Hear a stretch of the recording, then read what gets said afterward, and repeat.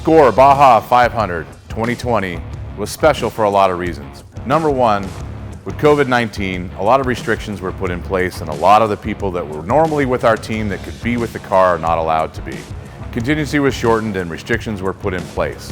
Also, the 500 started and finished in San Felipe. If you don't know anything about the San Felipe 250, it is the roughest race on any off-road calendar. Definitely the one that shock absorbers dread the most in any class.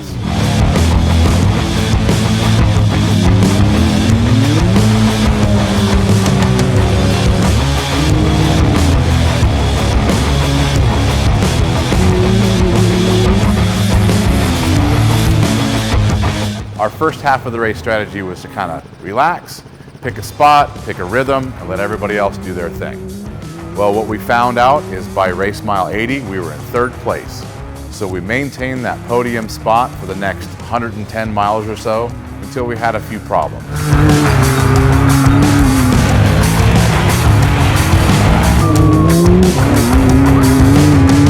First, we had a secondary clutch lock up on us, which put us at a maximum of 40 miles an hour on the rev limiter. So from race mile 220 to 280, we could go no faster than 40 miles an hour. Lost a lot of time in that section as well. We also bent the shaft on one of the front shocks, putting it into a big hole at speed, so we had some issues with the front suspension handling, at the same time only going 40 miles an hour.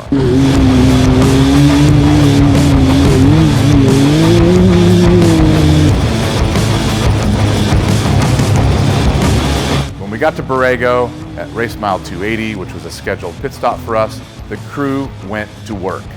We got a secondary on that car, full of fuel, water, a few other checks on the car, and a front shock in 12 minutes.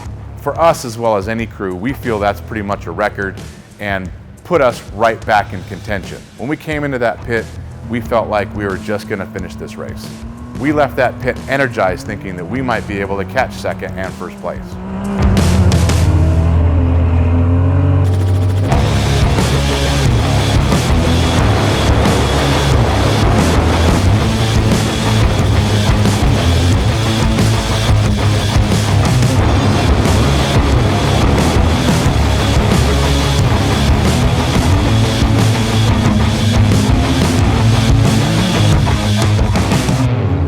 So roughly race mile 340 to 360, we were able to catch Murray and we passed them cleanly, which multiple times in the race, we actually passed each other a few times, always clean, so thank you to them for that type of racing.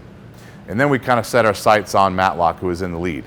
He had about 5 or 6 mile lead on us and we tried to tick off some of that time, but when we got within 3 miles of him, our crew let us know that he wasn't moving.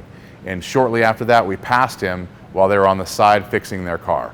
We found out later that they had an upper control arm issue, which just about put them out of the race.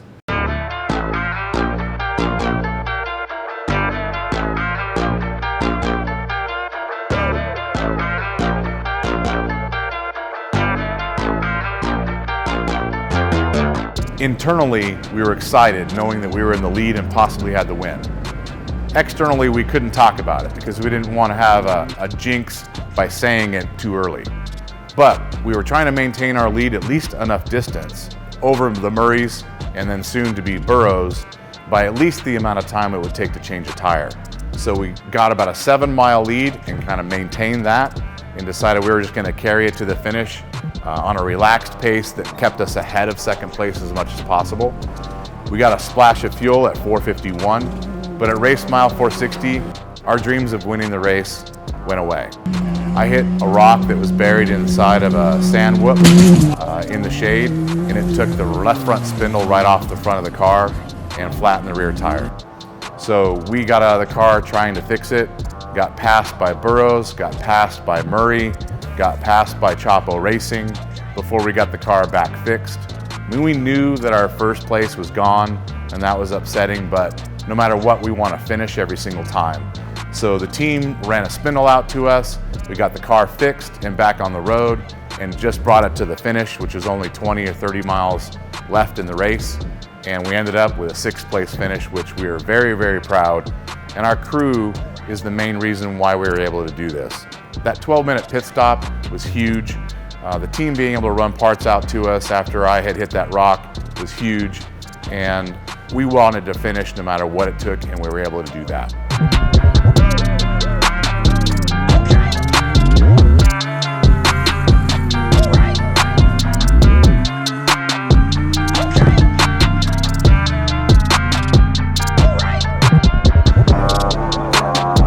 The one thing that we want to leave this race as a takeaway is we know we have the pace. We know that we can win these races with what the car is capable of running. And we finished this race without any major issues, some small ones that we overcame. So follow us if you can, root us on if you like. We're going to go out to the next race and try and win it like every other time.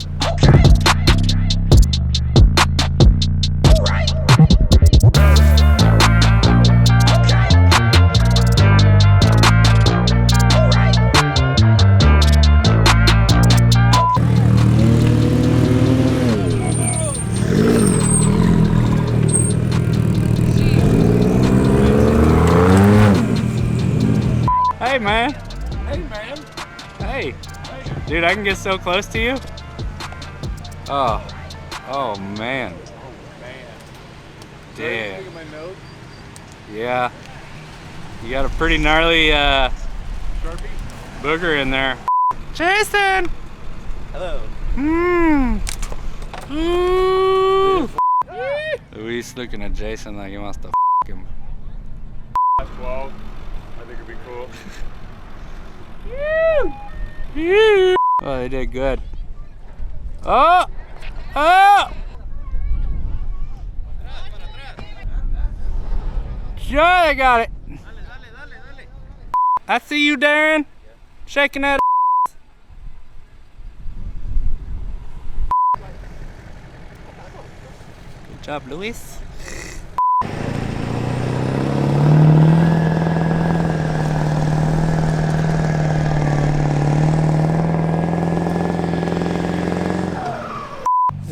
About this.